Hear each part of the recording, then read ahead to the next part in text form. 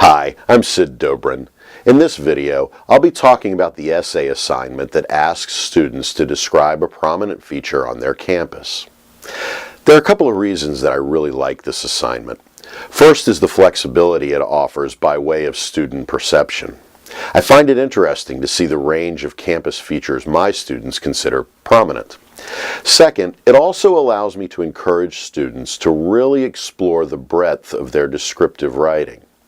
What I mean by this is that when I make this assignment, I certainly want students to describe the obvious physical and visual characteristics of the campus feature, and I want them to do so in creative, unique, and clear ways. But I also want them to consider how other sensory descriptions might heighten their descriptions. Likewise, I always want students to dig a little deeper with their descriptions beyond the important aspect of using strong descriptive language. I want them to think about other relevant ways to describe things and how those kinds of descriptions might connect with other rhetorical purposes. For example, when students decide to describe specific buildings on our campus, I encourage them to consider describing the history of the building as a way of explaining why the building might have been designed as it was. Or I may suggest that they learn about the architectural or engineering specifics of the building.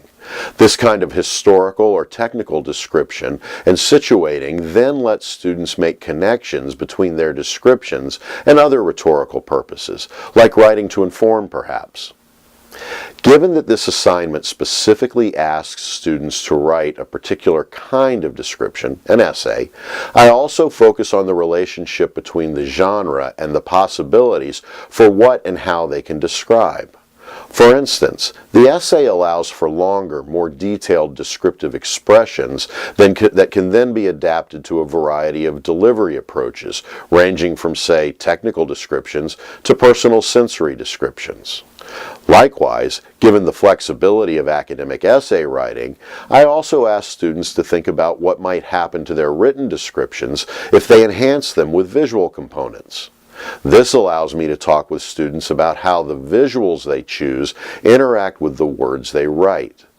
Are there incongruencies? Do the visuals dominate the essay above the written word? Do the visuals create a balance with the written text?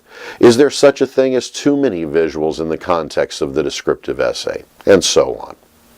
I also make sure I work with students on their writing strategies, focusing particularly on how they move from descriptive notes and observation to clearly written sentences. Given that some student writers have a hard time moving from what they see to explaining what they see to others, I also like to encourage peer input to help student writers revise toward their audiences.